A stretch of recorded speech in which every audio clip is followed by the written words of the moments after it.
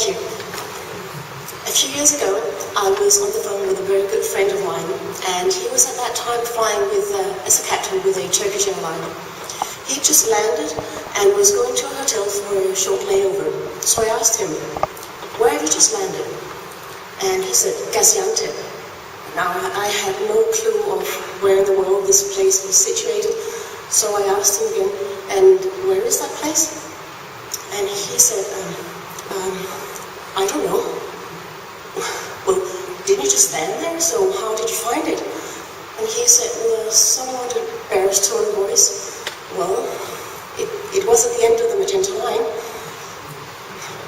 So, just imagine telling the passengers that the captain on board the aircraft that they just boarded has no idea of where he's going. They would, of course, wonder how he's capable of finding his way there. But all pilots will know that this is actually a possible scenario. We could find our way to the destination without knowing where it is, because the Magenta line will take us there. However, is that really a desirable scenario? Is it really acceptable? But even more importantly, what does this tell us about the pilot's role in the 21st century?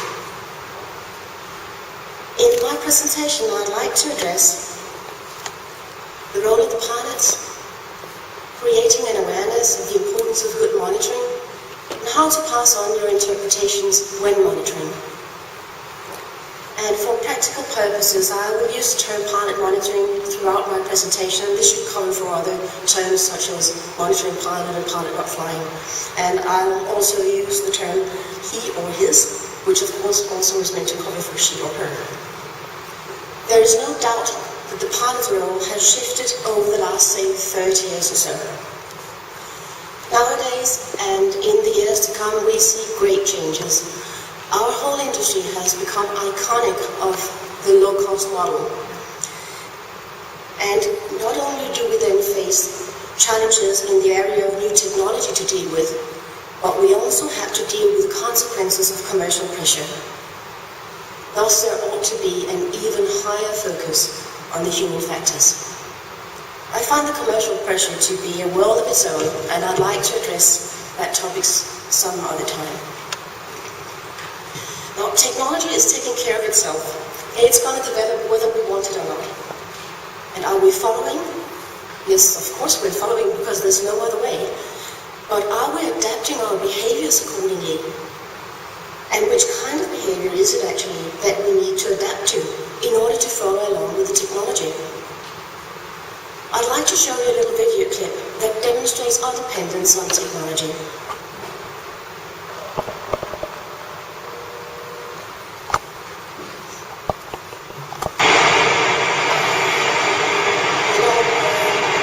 This was actually not supposed to happen. Really, my apologies for this. I've checked it so many times. I'll see what I can do. No, it doesn't work. I'll see. Never mind it. I'll just continue manually. Anyway.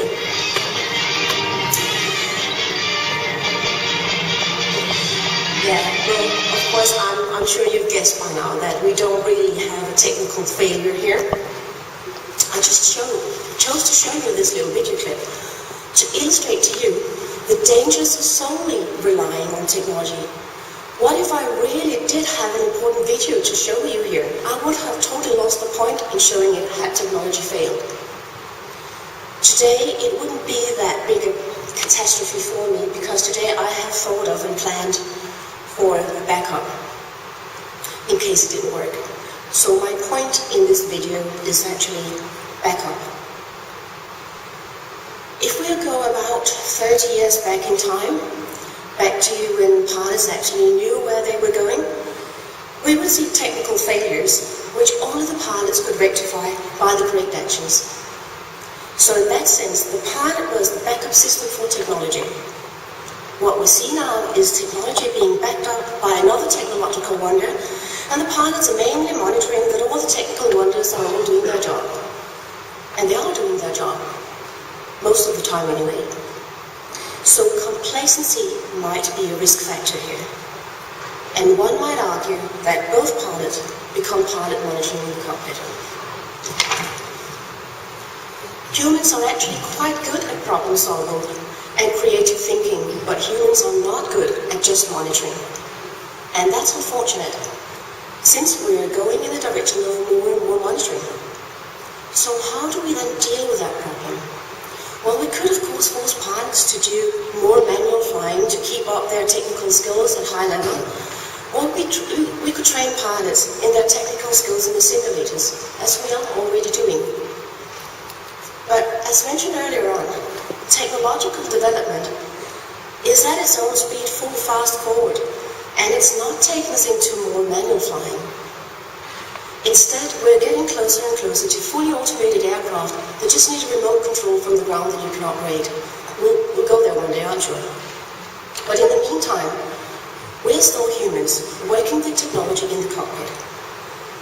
And since I've already argued that we're two pilots monitoring in the cockpit, then it would seem that this is where we need to put our focus, on the pilot monitoring part. Some elements of monitoring are not even necessary anymore.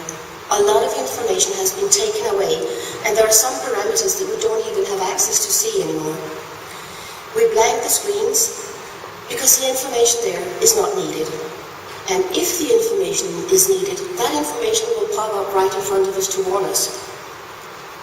So it would seem that monitoring is not that important. However, this is exactly where the dangers lie, because complacency most likely becomes one of the greatest dangers when facing the newest technology. And the risk of latent failures becomes higher when we don't fully understand the technology behind. You have to know what you're monitoring and how to monitor it before you can effectively challenge something that puzzles you. So how does one become a good pilot monitoring? Now, I'm always fond of eye-openers, and I believe that we all once in a while need an eye-opener to become aware that a little change in behavior will be appropriate. People must believe what you're saying, so show them the evidence. So here's an idea to you how you can create an awareness of the importance of monitoring. During a simulator session, and I personally don't think this should be done during the loft session, but at some other time when the crew is not busy dealing with a problem, freeze the simulator and blank the screens, ask the crew to turn around and hand them a piece of paper with questions like the ones up here. What was your flight level, your altitude, your indicated airspeed, your rate of descent, your rate of climb, how much fuel did you have in the tanks, what was your heading, how much do you remember of the engine parameters, and so on. This could be done during line checks as well. Just ask the pilots to turn around and look at you as line training captain and ask the same questions. This should of course be done only as an eye-opener, not as a blame of the pilot if he's not able to give correct answers. This exercise should merely serve as a tool to engage pilots in a discussion about what's important to monitor. Personally, I don't believe that it's important to know at all times what the indicated airspeed is. During cruise, for instance, I'd probably place more effort in knowing how much buffer I have to the maximum operating speed and the minimum maneuver speed. Seeing the big picture or maintaining situational awareness seems to be more important than knowing the exact airspeed. So again, the aim of this exercise would not be to correct or blame anyone. Rather, it would serve as an excellent platform to bring up a discussion on when, how, and what to monitor. I have done a few experiments with myself whilst flying once in a while. When the cabin attendant comes into the cockpit and I turn around to talk, just before I turn around again to look at instruments, I ask myself a few of these questions. And I'm not going to reveal to you my score. In my everyday life, my backup is the pilot sitting right next to me, and vice versa. Pilot monitoring role seems to be even more important nowadays, despite the fact that the aircraft can find its own way all the way to the destination. And now I'm back at the how to become a good pilot monitoring. At some stages of flight, it's very easy to do a good job as pilot monitoring, and it's rather easy to challenge, because someone else already made the decision for me of when to speak up. For instance, it's clearly stated in the standard operating procedures that I shall call out speed if the speed during approach deviates with more than +0.5 minus 20 knots or with more than minus 5 knots. So I just follow rules when I speak up. That's easy. But what about the times when I feel that I need to speak up, but there is no clue in the SOP to what I should say and how I should say it? At times when I'm not really sure about the intentions of my colleague in the cockpit, but it seems to me that we're about to go in the wrong direction, figuratively speaking or literally in the wrong direction. Which communicative tool can I use to catch the attention of my colleague? In one study, the NTSB looked at 37 fatal accidents in which the flight crew was cited as a contributing causal factor, and they found that in the majority of these flights the captain was a part of line. Actually, as much as 80% of the flights were flown by the captain. So initially it would seem that captains are poorer pilots than the first officers. But when looking closer into what happened just prior to these fatal accidents, another truth emerges. When listening to the communication just prior to the accidents, the NTSB found that in many cases the first officer was aware of the problem but wasn't able to communicate this properly to the captain. It seems to be much easier for captains to challenge and speak up about their concern to the first officer. And so it would seem that crew members should be taught to be maximally clear and direct in their error challenges. The demand for maximal explicitness and directness, however, underestimates the essential role that social considerations play in human interactions. Now, here's a quote from a study made by Georgia Institute of Technology. Superiors, by virtue of their social status, may be licensed to give direct commands to their subordinates. If subordinates use the same linguistic strategy, however, superiors may perceive them as threatening or rude or refuse to comply. And I'll take you directly into another quote from Georgia Institute of Technology. The real task is not so much teaching first officers how to talk like a captain as much as it is teaching crews to talk like a team. We have to get crews to appeal to solving problems as joint tasks. It needs to be understood that a challenge isn't correcting an individual, but we have a problem and we have to deal with it. But which communicative tool do we then have to talk like a team? How do we challenge without correcting the individual? Let me just show you a video clip that illustrates where I'd like to take you.